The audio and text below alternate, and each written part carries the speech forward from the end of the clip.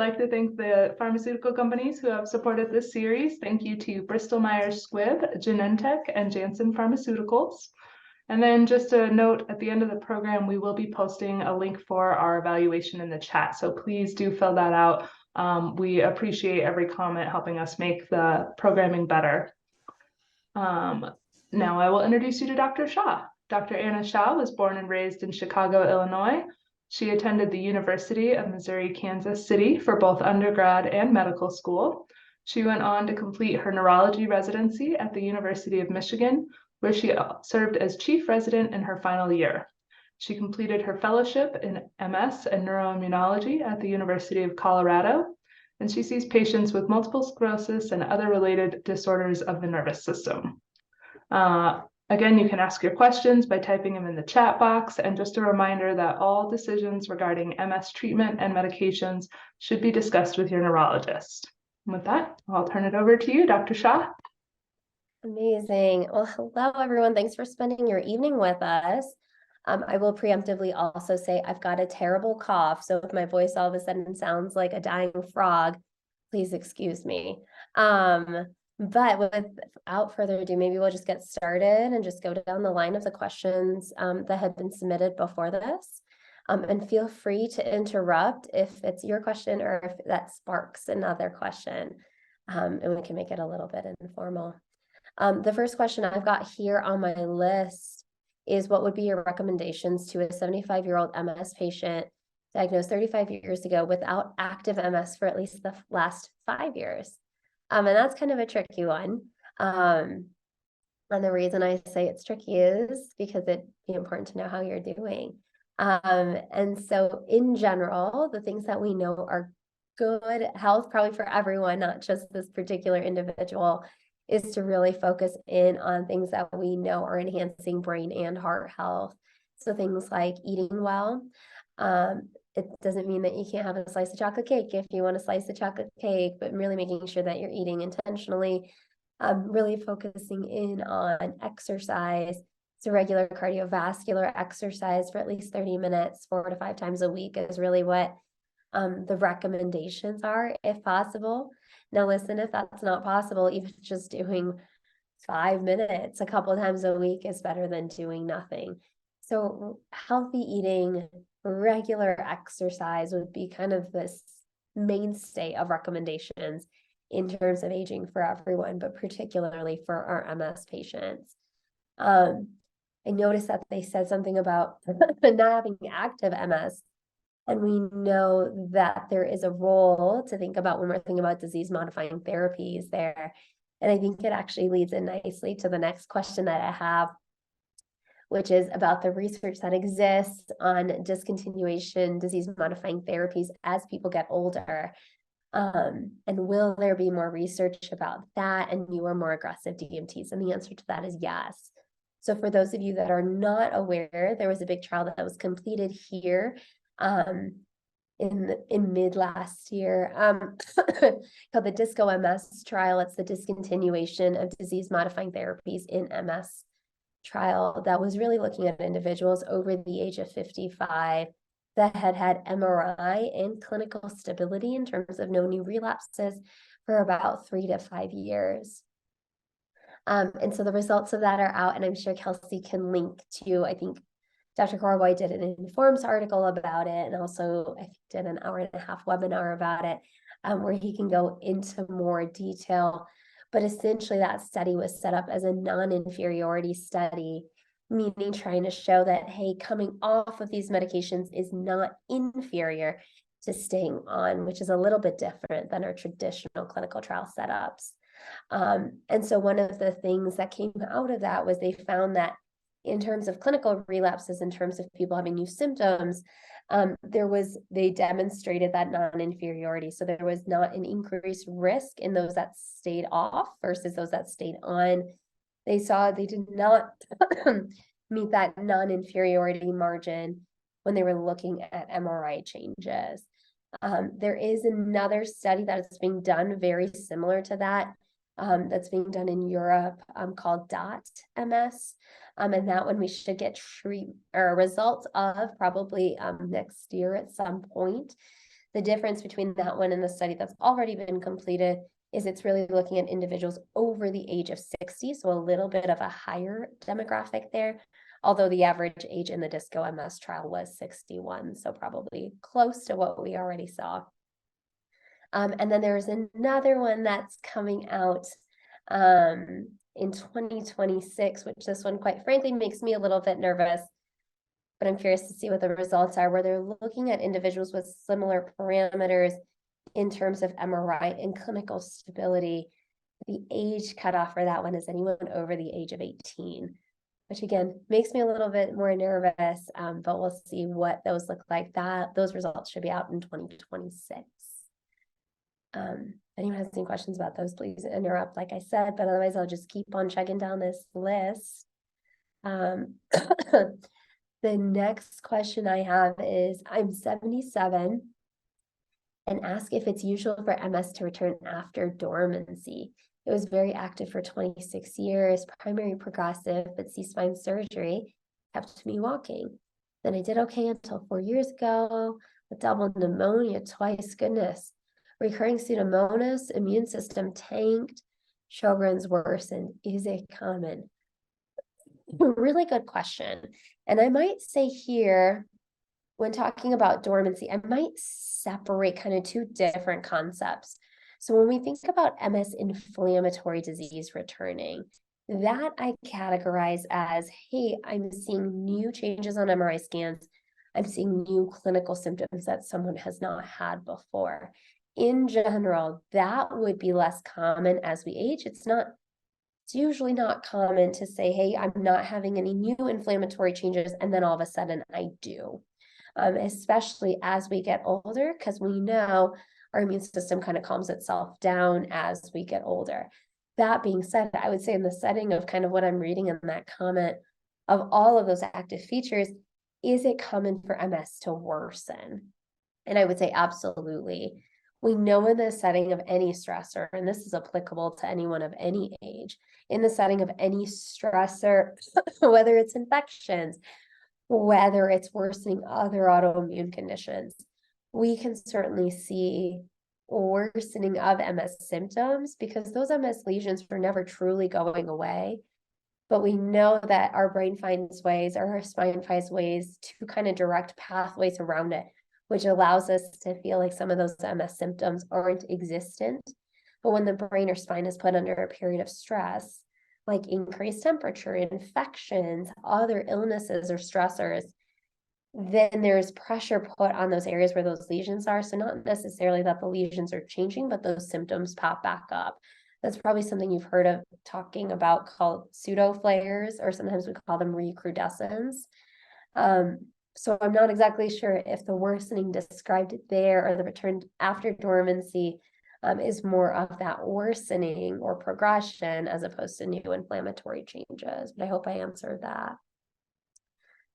The next question, what exercises can I do to strengthen my limbs? The short of that is a lot.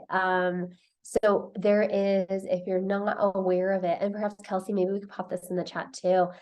Michelle Harrison, the physical therapist through the Rocky Mountain MS Center, does twice weekly Zoom classes, sorry, that are mostly seated exercises. And I think there are 30 to 60 minutes. Kelsey, correct me if I'm wrong on that. They're about 20 minutes of Tai Chi, so seated Tai Chi, about 30 minutes of kind of a more aerobic, seated aerobic activity, and then 10 minutes of stretching.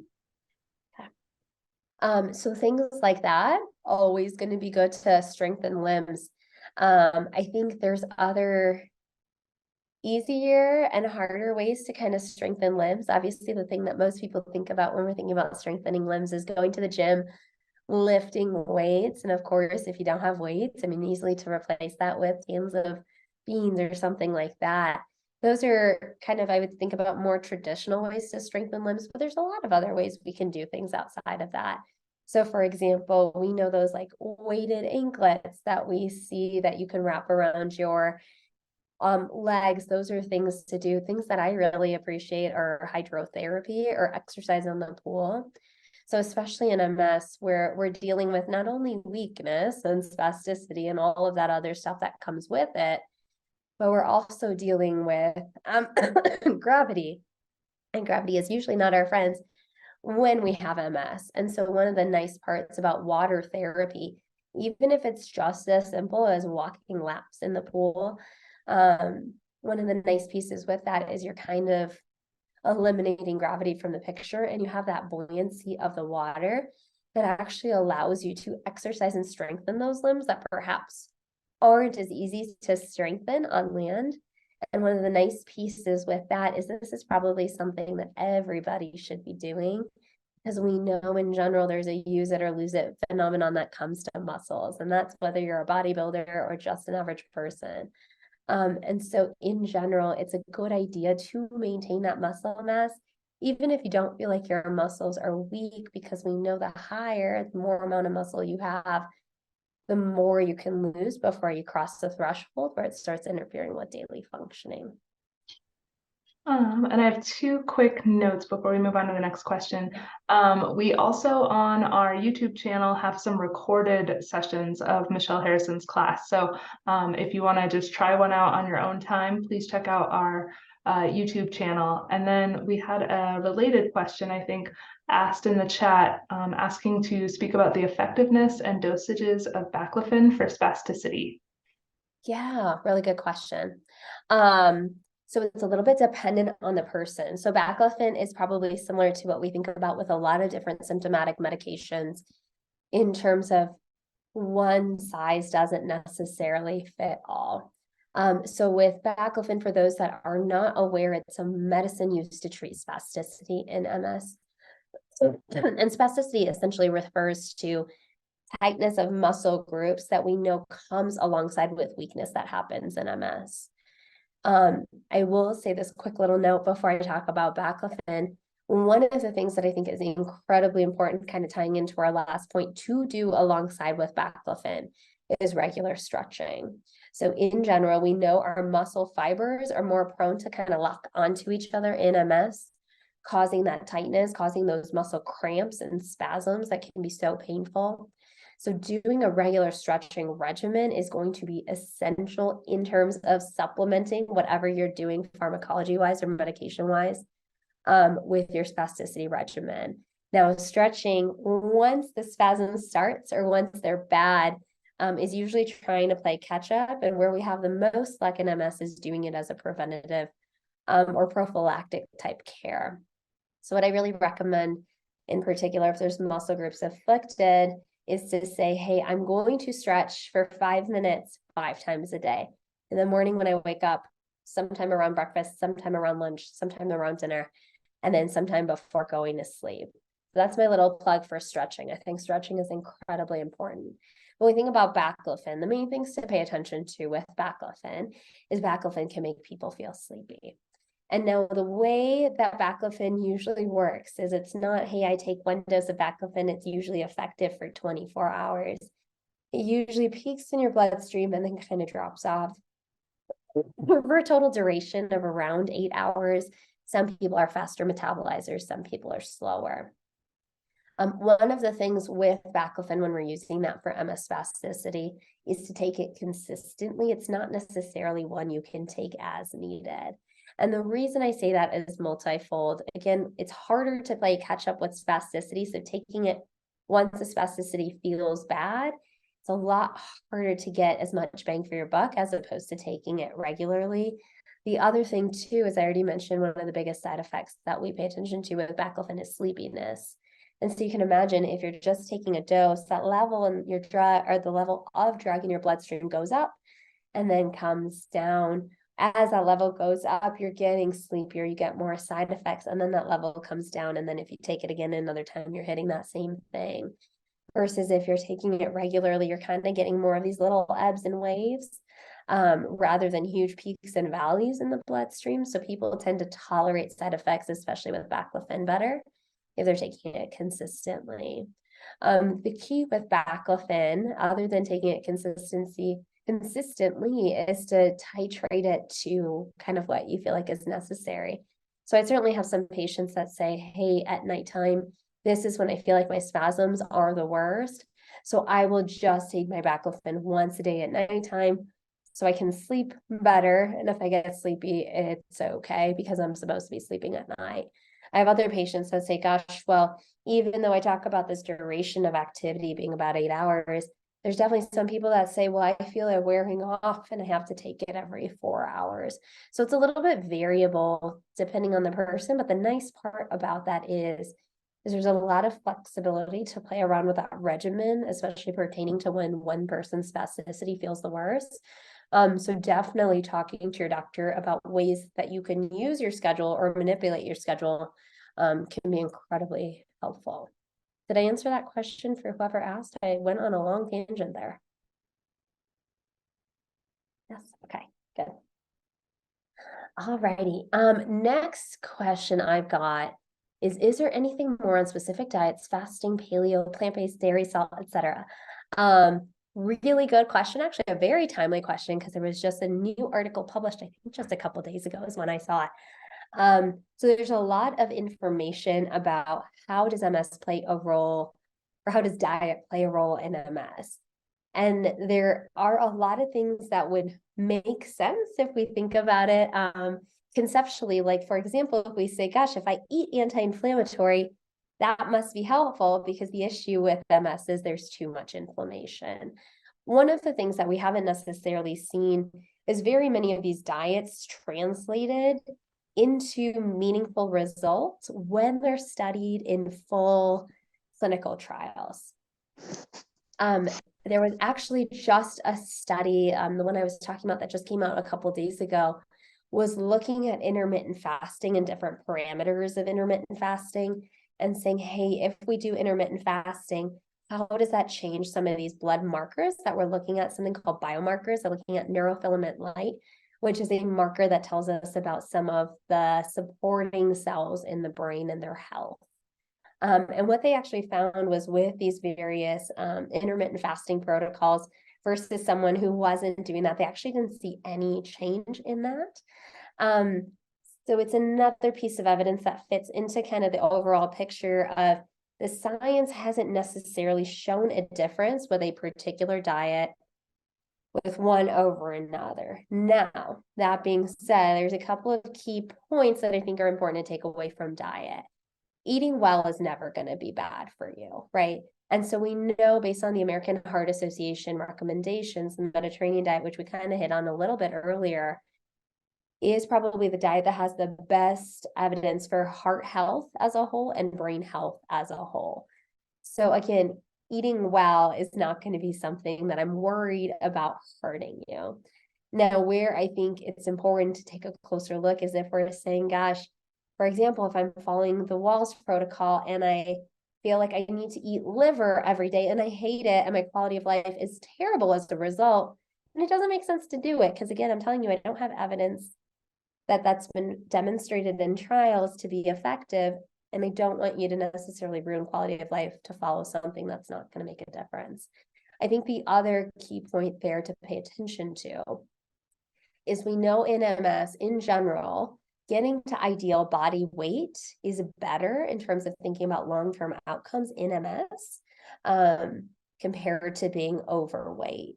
So if we're using one of these specific diets or fasts as a means to get to our ideal body weight, I think in those situations, they make sense. I think the other thing to pay attention to with diet is thinking about, well, MS is autoimmune. And if we think about things like celiac disease or lactose allergies, those are also thought to be autoimmune to some degree. So in MS, an autoimmune condition, you have a higher propensity to develop another autoimmune condition. So could it be that our MS patients feel worse when they have dairy because there's some cross-reactivity with autoimmunity there? Absolutely. So for my patients that say, gosh, I feel better when I eliminate dairy, when I eliminate gluten, you feel better, gosh, then it doesn't matter what the science says, you feel better. So we get rid of it. But if you're not noticing those changes, I don't want anyone to ever kill themselves to follow one of these diets. Okay. Dr. Shah, we had a follow-up question on Yeah. the spasms. What is the best way to deal with a cramp or spasm once it hits? I usually get them at night in my legs and feet. My legs and feet seize up and it's really painful. Ice, heat, walking. Yeah, really good question. So stretching them out is probably the best thing. So walking or stretching. Heat tends to work better for spasms as opposed to ice. One of the things that I really like, sorry, one of the things I really like to use is magnesium cream, which you can just rub on the area. So obviously massaging the muscle is going to be helpful as a whole. Magnesium we know has a role in playing in stabilizing muscle membranes. So even just massaging with like magnesium cream can be really helpful for kind of two different reasons there. And if you consistently notice, hey, this is happening every night as I'm going to sleep, again, making sure you've got a really good stretching regimen before it even hits, because you might be surprised that the intensity of the cramp or spasm is not necessarily as bad. Other things I really like for muscle cramps that are a little bit more off the wall in terms of not necessarily prescription medications. Magnesium orally can also be very helpful. Tonic water that has quinine in it can also be very helpful. So if you wanted to get tonic water with quinine, it usually can't be like the King Soopers brand or the Walmart brand, because usually those don't have quinine. It needs to be the more expensive brands that have that quinine feature in it. And that usually, again, also helps stabilize muscle membranes. Other things that have been shown to help with kind of that cramping and tightness can also be pickle juice and yellow mustard. I have no idea why they work, but they seem to work. So if those seem to be up your alley, those are things that could be considered maybe with dinner or something like that too. All right. I'm newly diagnosed in January of 2023. What are the best things I can, or what are the most important things I can do to have the best quality of life, exercise, and diet? I think we kind of hit on exercise quite a bit already, so I won't make you guys listen to me talk about exercise and diet. I think the things that are important overall outside of exercise and diet, which I'm assuming you're probably well on top of, is getting on good disease modifying therapy. We know from an MS standpoint that MS is not the same in every single stage of MS. And the earlier someone gets on good, effective treatment up front, it tends to have more of an impact later on than if you're doing that at a later point in time. So I usually tell most of my new diagnosis patients that if we're going to do a treatment, it makes way more sense to me to do something that's really good for the first 5 years rather than try and do it at the second set of 5 years, because we don't have as much bang for our buck there. Other important things are giving yourself time to grieve. I think most people on this call, if you've had MS for a while, will agree there's often a transition period that comes with that diagnosis, where you're not only dealing with being told that this is what's going on, but also a change in kind of overall plans. So really seeking out mental help. A therapist is probably good for most people in life. Doing something like that is probably an important piece to think about too, especially with new diagnoses. I do have a related kind of new diagnosis question, I think. Yeah. One person is about to go to their biannual appointment with their MS specialist, and they'll be getting their MRIs and labs before that. What are other good things to do prior to a neurologist appointment? What are topics that they should be bringing up with their neurologist beyond just the test results? Yeah, really good question. And I think I'm really glad you're asking that, because it's sometimes really hard to think of questions off the top of your head when one of us is sitting there going, well, tell me what kind of questions you have for me. And so I think things that are always important to think about, especially when seeing your neurologist, especially for these biannual visits, is one, can you update me on new research that's come out since we've last seen you, or the last seen you? I think it's always good to, even if it's something that's not necessarily pertinent to what's going on with you, it is good to know what's changing in the field, because there might be things that apply to you. So I think that's always a good question to ask. I think the other thing to sit down and think about before any of these appointments is to say, well, when I'm thinking about quality of life, what kind of symptoms am I experiencing from my MS that I would want my neurologist to know about. And I think I probably speak on, well, I will speak on behalf of all of us, is that we'd rather know more than less. And it's sometimes surprising how many things we can help with, but we can't help with it unless we know. And so thinking about things like bladder issues, constipation, fatigue, cognitive fogginess, sexual dysfunction, like libido issues, are really important and often ones that are not brought up during these visits. Anxiety and depression, huge. So making a list of, hey, these are my MS symptoms. And even if you don't want medicines or things like that done for them, there's lots of, like when we talked about the pickle juice earlier, there's lots of things we can do that aren't just medicine. So I think it's helpful to kind of have that conversation. So those are things that I would make sure that you kind of think a little bit about beforehand. I think the other thing to keep your neurologist informed of is what else is going on in terms of the rest of life. So thinking about new diagnoses of other things like high blood pressure, high cholesterol, diabetes, I always want to know about those things because we know those can play a role in MS worsening if they're not well controlled. So other diagnoses, other things that are going on, I think are really important. I think asking your doctor if there's any vaccines or anything you need to do to stay up to date. For example, we'd like to talk about the shingles vaccine with some of our treatments and things like that. Those are also important things to maybe talk about with your doctor. And if anyone else in the group thinks of important things that they've brought up, please feel free to chime in. I'm just kind of spitballing here. Yeah. Was there anything else, Kelsey, or should I just keep going down this list? Yeah, we can keep going down the list. Thank you. The next question I've got here is, I'm curious about people's experience with CBD and medical marijuana for helping for help managing their MS symptoms, which is a really good question.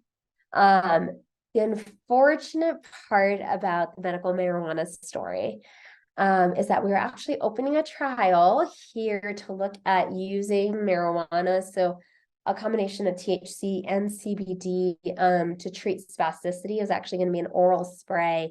And it was right after our trial just got opened that they actually closed the trial down because they found that there was no effect in the sites that they had already recruited. And that seems to be the story of medical marijuana when it has been studied in MS, is really that in the clinical trials, when there's objective pieces being looked at, like things like hand function, or what does something, we use this scale called the modified Ashworth scale for spasticity, what are the changes in that scale?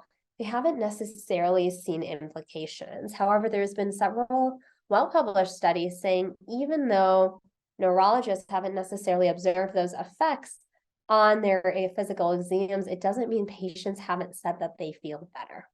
Which at the end of the day, again, speaking on behalf of my whole group, I don't really think we care if the exam feels different if you feel better. And so I'd say everyone's experience with medical marijuana and probably CBD is a little bit different. The only thing I say we take with a grain of salt, just because we don't know as much about anymore, or at this point in time, is there was one small study that showed that chronic THC use, not CBD use, but THC use, helped accelerate how fast the brain shrinks. Now, in general, we know everyone's brain starts shrinking at the ripe old age of 30, and MS helps it shrink a little bit faster. And so if we're saying we're adding something else in there that's helping it shrink at a faster rate, I don't really love the idea of that. Now, there's more studies being done on that, so I don't know that we can make definitive conclusions from one small study. And I don't know that we'll get a ton of research until it's legal nationally, right? Because you can't study something nationally if it's not legal nationally. So I think that'll be something to pay attention to.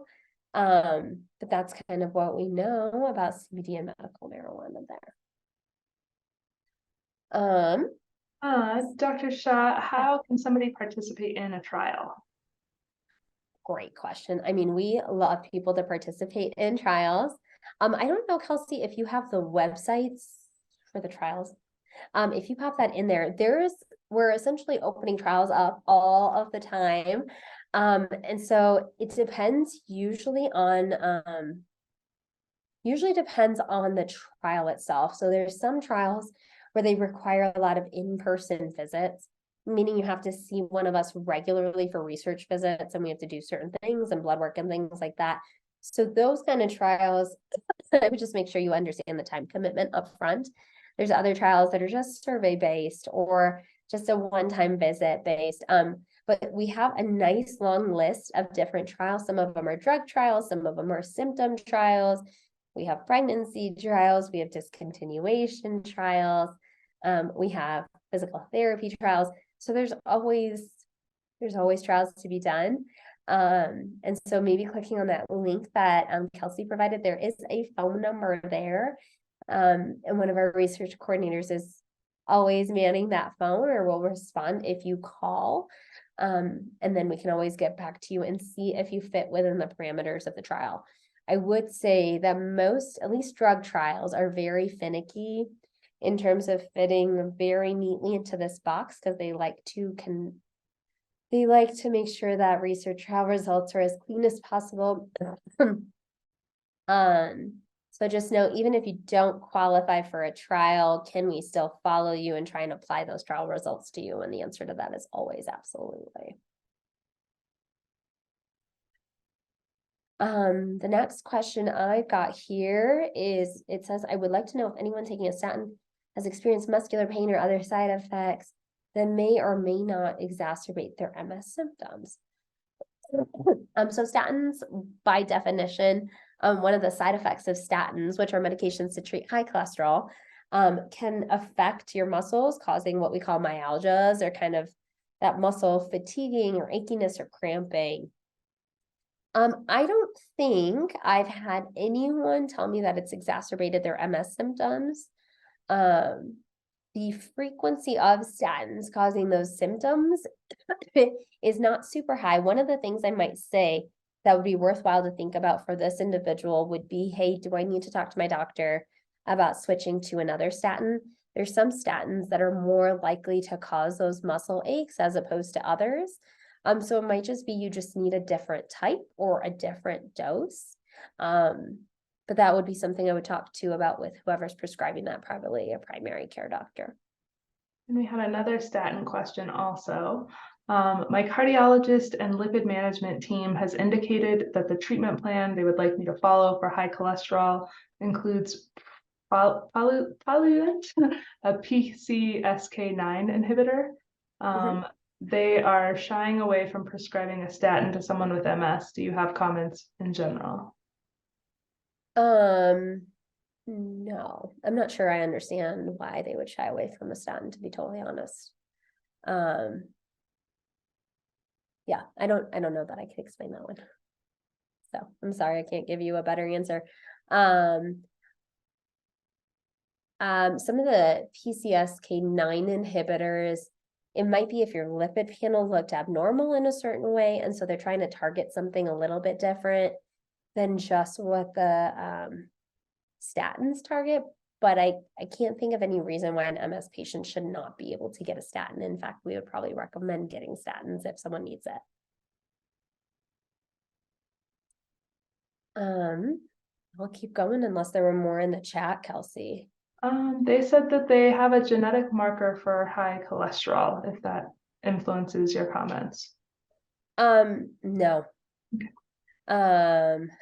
Oh, the statins would not be as effective. Yes, then that would make sense. So it makes sense to avoid the statins if there's another reason to avoid the statins, but not necessarily from an MS perspective. But there's no concerns, Tina, in regards to using like one of the PCSK9s in MS or in relationship to MS.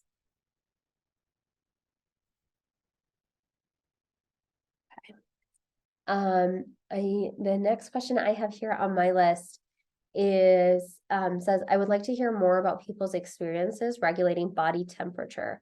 I've noticed I've had some difficulty regulating body temperature. What changes can I make to manage this?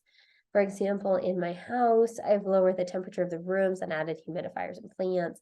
I'm also planning on replacing my bed. So I'm eager to hear suggestions for beds and linens that might help my MS sleep.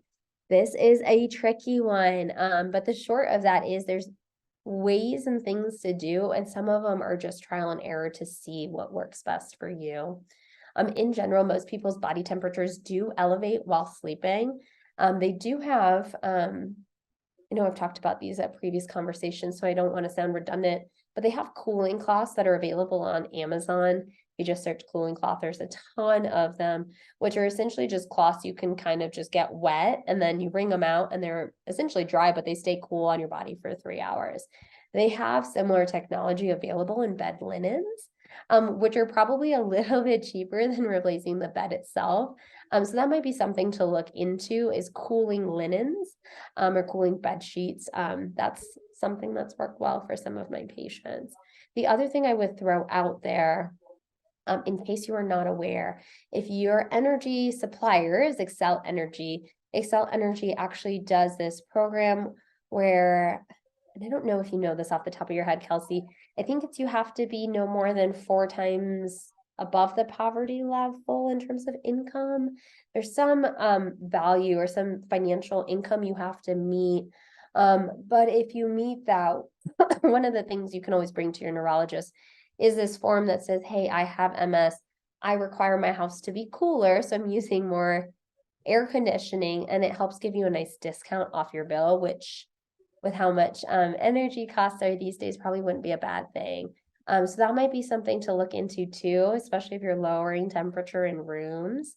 Other things that can help always is fans. Fans tend to work a lot better if there is more surface area, something that increases surface area. If you guys remember those fans with the little spritzers.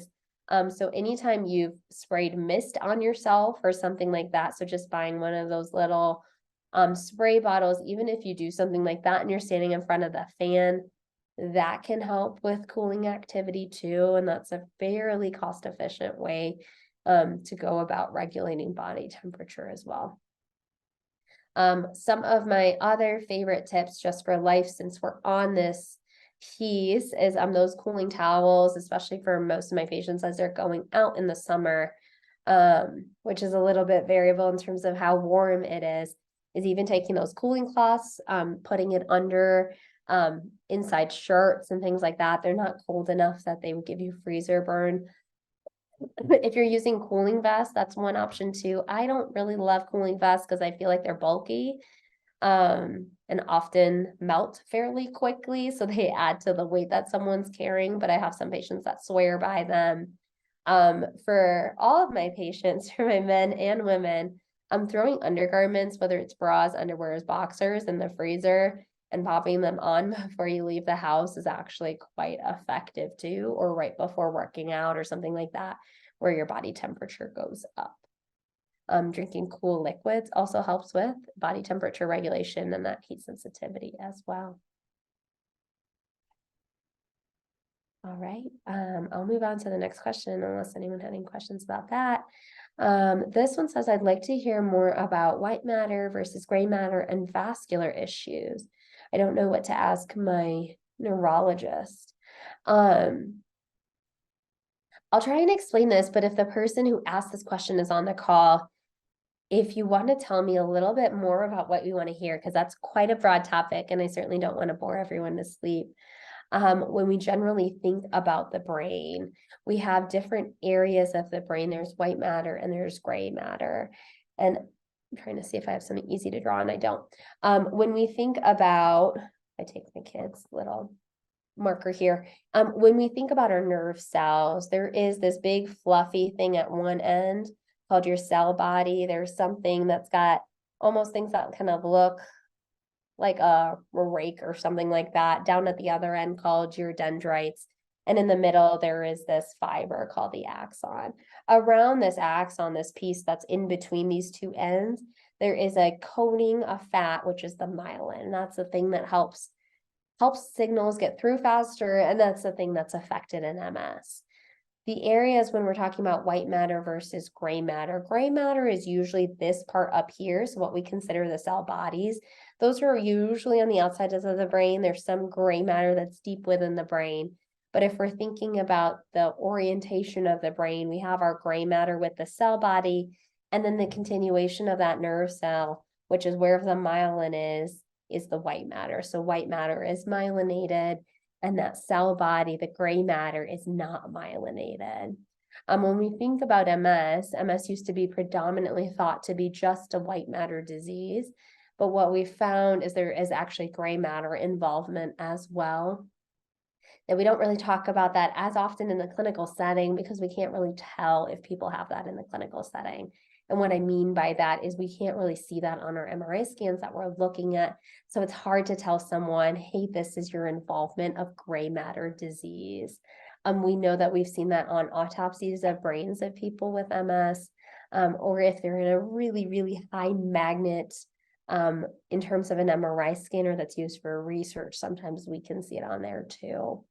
I think the key to think about there is really thinking about overall brain volume.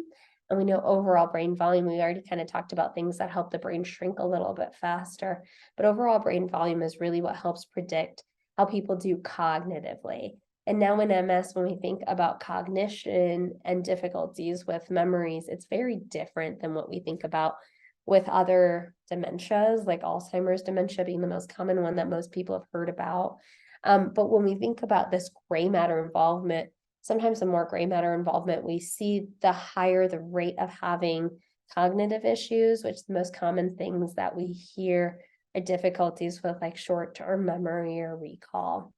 I'm not quite sure about what the part about vascular issues means. In general, I would not expect MS to cause necessarily a vascular issue in terms of inflammation of the blood vessel or things like that. But if you're on the call, if you give me just a little bit more on that question, I'm happy to try and answer that a little bit better. I'll move on to the next one while we're waiting on that. How predictive are the first decades of the disease with regard to potential progression? I'm going to say very predictive. I think the challenging piece here is MS has changed so much decade to decade that what we used to know about MS is certainly not what we know now. I think we will start to see the effects of what this highly effective immunotherapy use really translates into here more in the coming decades. But they're extremely important in predicting progression. Things that are the most important is stopping inflammation as soon as you can and making sure you shut down the autoimmunity of MS as soon as you can. Things that used to probably be more predictive in terms of progression was starting off with motor activities or spinal cord lesions as the first symptoms, or not recovering well from prior lesions. It's hard because I think the things that we used to use as an indicator of how someone will do along their MS course is not necessarily as applicable now in the setting of the treatments we use now. The next question I've got is, how do I best manage the health effects of sitting in a wheelchair full time? This is such an important question. So biggest things that are going to be important. Well, there's several things that are going to be important. One is you want to make sure that you're not increasing the risk of sores or skin breakdown. So if any of us sit in the same position consistently and are not moving, we will be at risk of skin breakdown and things that we call pressure sores or pressure ulcers. So one of the most important things is to make sure that we're moving regularly or being readjusted regularly if the movement is challenging, so we are not developing things like that. Simultaneously, the other thing is in our legs, we have a lot of veins. And when our muscles contract, when we're moving, those veins are also getting the blood moving through them. If we're sedentary, if we're not moving our legs around, there is the potential to get blood clots in those veins. And so important pieces with that, not only with blood clots, but also swelling or edema in those legs, is to make sure that when the legs are being moved around, and if it's not something you can do actively, having someone passively move them for you, and wearing some sort of compression device on the legs to help with the swelling and the risk of blood clots. Other things that I think about when I'm thinking about long-term wheelchair use is thinking about bone health as well. Probably something we don't talk about as much as we should in the neurology clinic. But of course, longer periods of inactivity will increase the risk of losing bone density, increasing the risk of things like osteoporosis and osteopenia. It usually makes me more worried in our MS patients because at least most of our patients that are in the wheelchair have had MS longer, which means they probably had MS in the period where it was, hey, anything with your MS, here's a bunch of steroids, which is certainly not the way we practice anymore. So thinking about the additive effects of steroid use plus not moving a ton really increases that risk of osteoporosis. So I would think about how do we do weight-bearing exercises as much as possible, even if it's something as silly, again, a can of beans and just working with those muscle groups. Any sort of repetitive activity like that is going to help with bone density, and it's going to help with that strengthening of the bones. So those are important things to think about when we're thinking about the wheelchair. I think the other health effect that's an indirect health effect, but one that we should talk about, is thinking about any sort of mental health issues that come alongside with that. There's, of course, a lot of anxiety and depression that can be associated with being in a wheelchair full time. So really making sure you're talking to your doctor about not only do I need medication management, but also do I need therapy management, and making sure that you're still finding ways to engage in the things that you like to do. It might just be thinking about ways to do what you like to do, just in a different way than you were expecting to do them.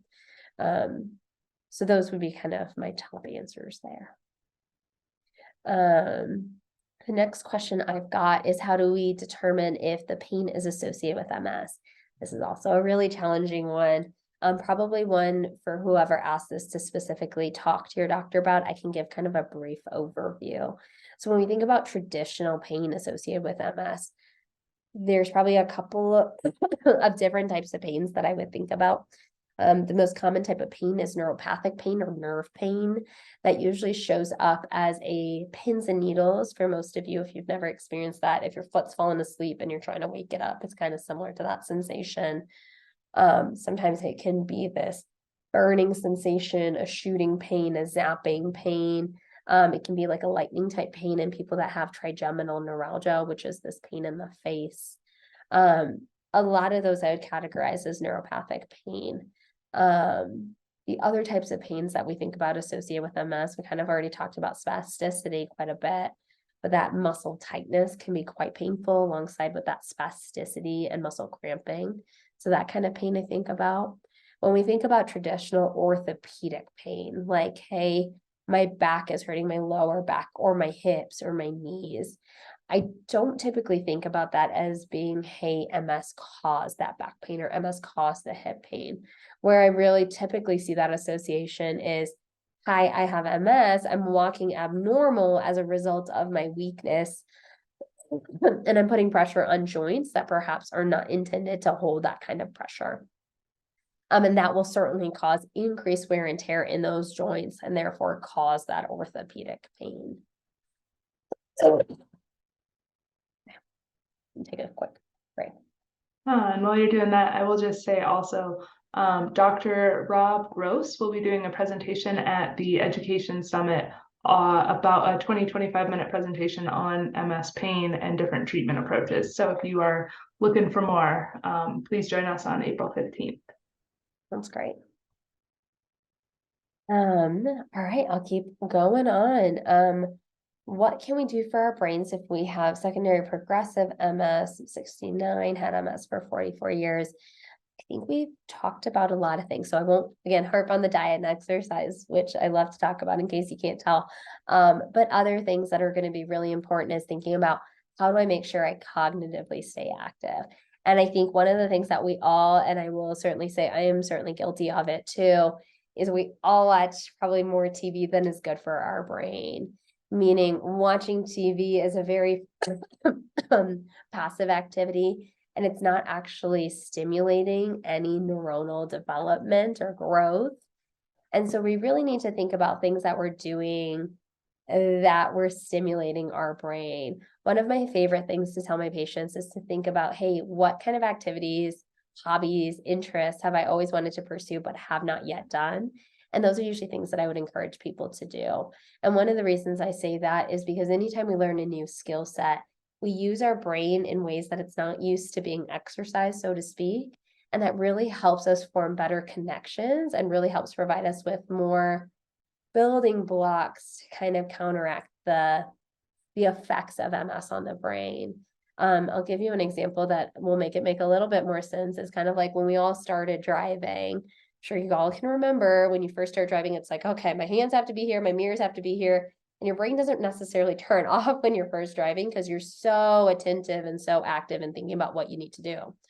After some period of time, it becomes very automatic and you go, I'm not sure how I got from A to B, but I can do this in my sleep. And so it's very similar to that. If you're doing activities that feel easy, so to speak, for your brain, probably not exercising it. So learning new hobbies, learning new languages, things like that, where you're like, this feels difficult, those are actually the best things to do for your brain. It's very similar to exercise. Like if I said, hey, my exercise is just lifting my kiddo's little marker back and forth, it's not going to feel like a ton because that's something that feels easy. I'm not actually exercising those muscles unless I do something that's a little bit heavier.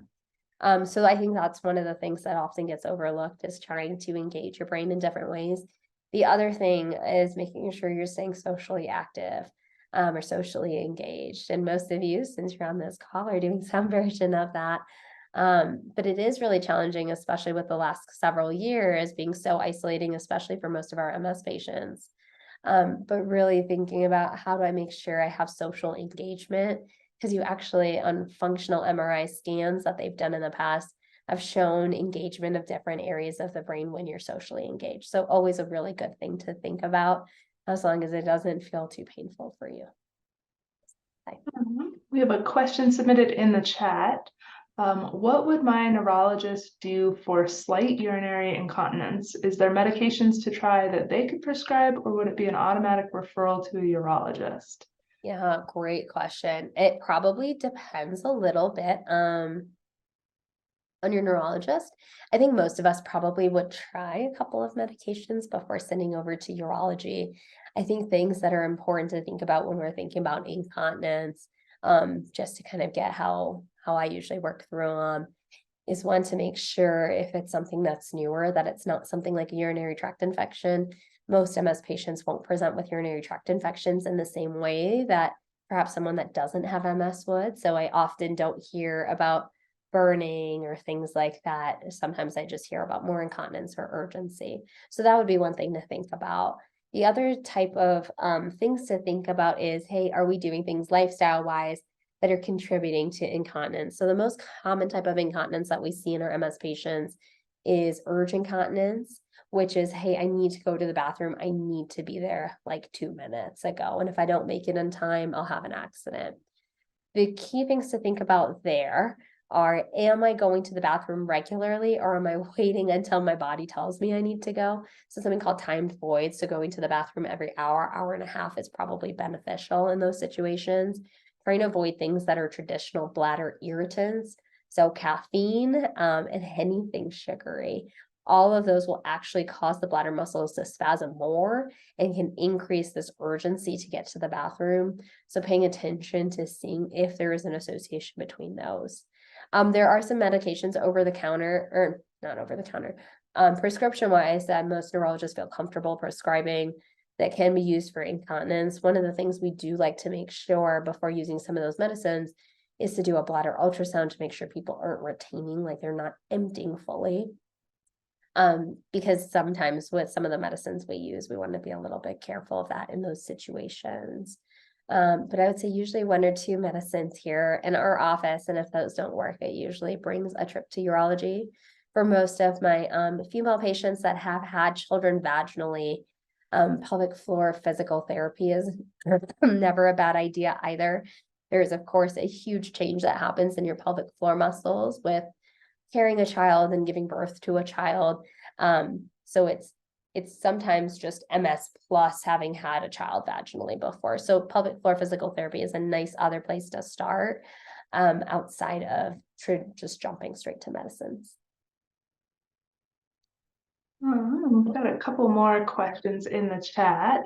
What is the latest on COVID vaccine bivalent boosters, specifically for patients on B-cell therapies? Yeah, the latest I've heard, which was probably a week and a half ago, was that they're thinking about approving another bivalent booster dose. I don't think it's actually gone through yet. But I think that's one of the things being looked at. So probably more to come shortly on that. The other thing I would put out there from a COVID standpoint is I don't know how many of you are familiar with Evusheld, which was a antibody injection that we were giving out to patients last year. Essentially, especially on some of these medications like B-cell therapies, we're not necessarily we're not necessarily developing as great of an antibody response as we may outside of that. So what these things like Evusheld would offer is saying, hey, here is an injection of just antibodies. So if your body experiences or encounters the COVID virus, it would have the means to kind of target it so your immune system can kill the COVID virus. Now, there's a variety of different ones in a variety of phases of production. I've not heard a time on when the next one will come out. Evusheld was taken off the market in late November, early December, and that was primarily not because it had adverse side effects, but just because it wasn't effective against currently circulating COVID variants.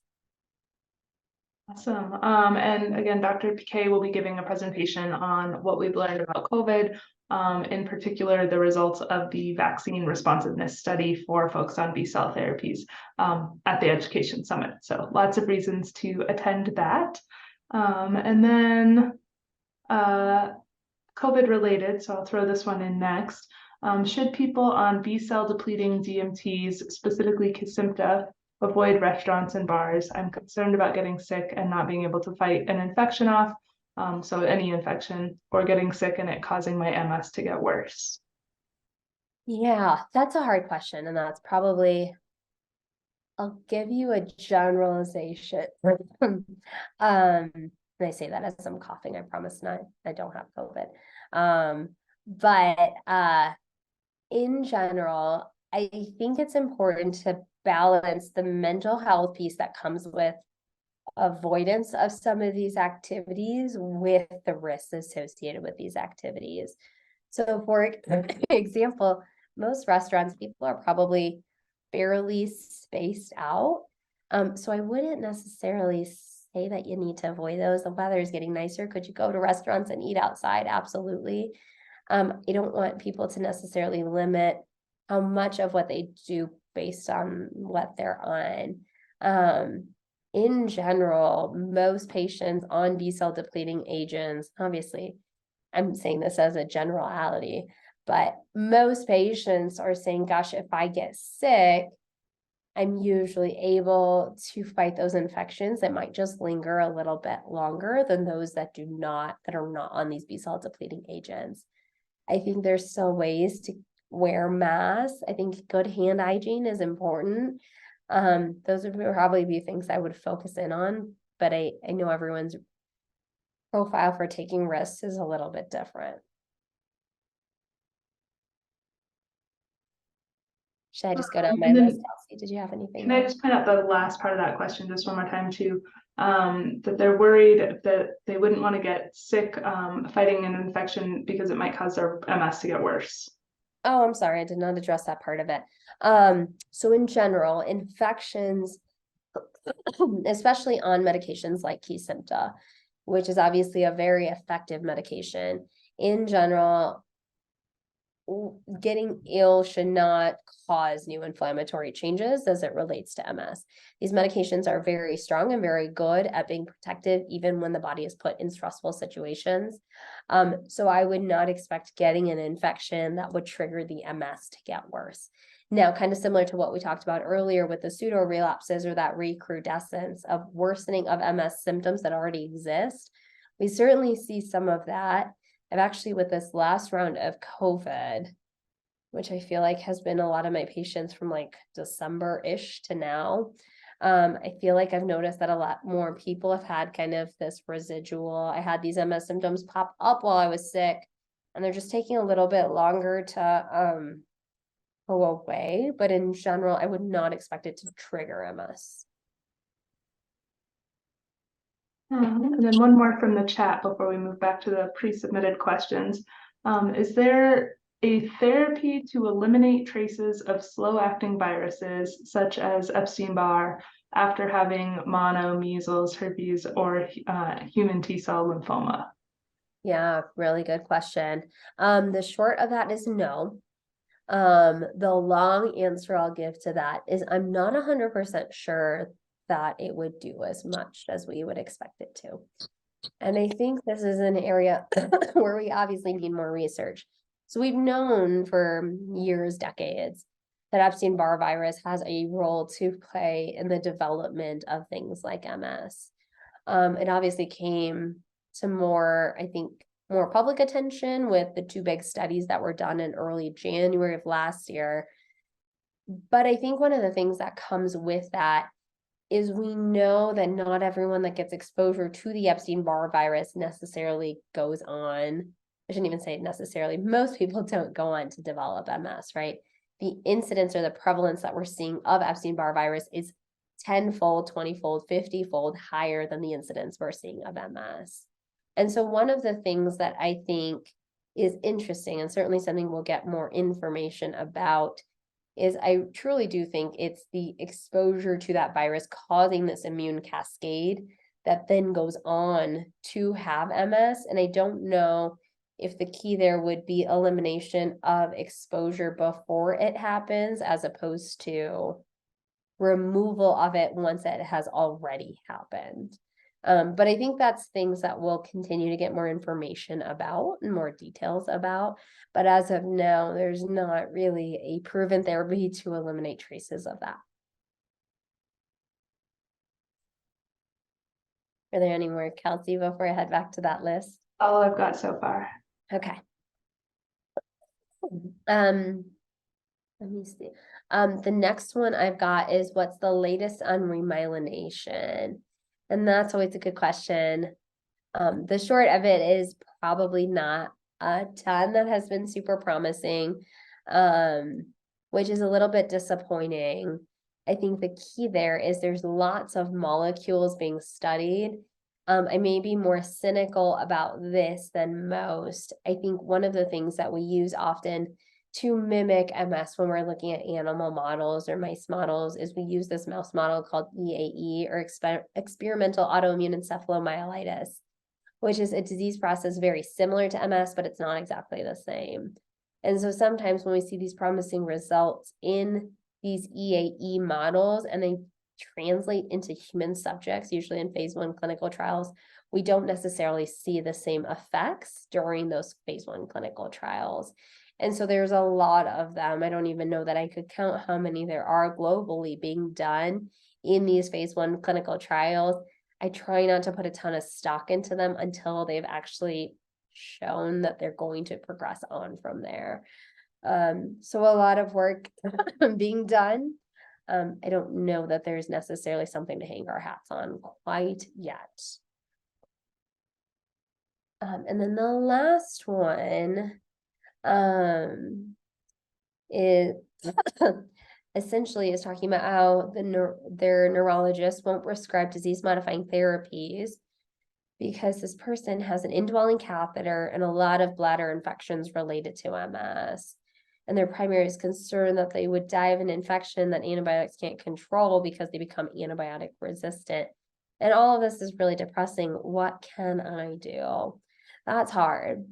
And it's really hard because, of course, anything we do in terms of disease-modifying therapies messes with the immune system, and messing with the immune system increases risk of antibiotics. So sometimes we end up in just this rut of just, gosh, one thing causes another, which causes the first thing again. I think the important piece here would be to think about, are you still at a stage where those disease-modifying therapies would be of help? And I know I've talked about this before, but I don't think I've talked about this yet during this session. When we think about how MS in terms of natural history works, there's neuroinflammation, which again is that new disease activity, new MRI activity that we see that causes new symptoms. Then there's that neurodegeneration that we've talked about a little bit. when someone first gets diagnosed with MS in general, most people have a lot of neuroinflammation and very little neurodegeneration, although there is some present. Over time, those two kind of flip-flop and switch spots. And one of the reasons, and I think this goes back to a question I answered earlier about how important are the first couple of years, one of the things that becomes really important is we know all of our MS medicines, the DMTs or disease-modifying therapies, are incredibly helpful for that inflammatory piece. So very helpful in terms of shutting down new relapses, whether it's clinical relapses like someone's having symptoms, or MRI relapses like someone is having new lesions on an MRI scan. What our MS medicines are still not good at by any means is that neurodegenerative piece. And so, for example, for you, if you say, well, hey, I haven't really had a relapse, then my bias might be, gosh, could you do the DMTs? Absolutely. I mean, anyone can do those, but are we getting the benefit that you were intending to get? Or is the risk of infections higher than any potential benefit? I think if you're still in that phase where there's still inflammation, like you're having new clinical relapses, having new MRI changes, I think that would probably warrant a discussion about disease-modifying therapies and how do you mitigate the risk of urinary tract infections. But I think with all of these medications, it's really making sure that the benefits we're getting with these medicines, which can be pretty hard hitting, is more than any potential risks with it. I think the things to probably focus in on is how do we mitigate the risk of urinary tract infections, which is sometimes easier said than done. I would presume you have a urologist given the catheter. But I think it's important to make sure that risk mitigation, so you're not constantly trying to play catch up with those bladder infections, is kind of one of the key things being addressed. And I think I've hit the end of my list, Kelsey. That is Unless all. you had more that I missed. Nope, you hit on all of them and we got all of them in the chat. So thank you guys for spending your evening with us. Thank you, Dr. Shah, for sharing all of your expertise. We put a lot of links in the chat to future programs. We'll put those in our follow-up email. We are also going to put a link to our evaluation form. Again, please fill that out and help us improve future programming. And everyone who attended live tonight will get the recording emailed to them in the next couple of days. So thank you. Yeah, thanks again, guys, for your patience with me being late. I appreciate it. Take care. Have a good night.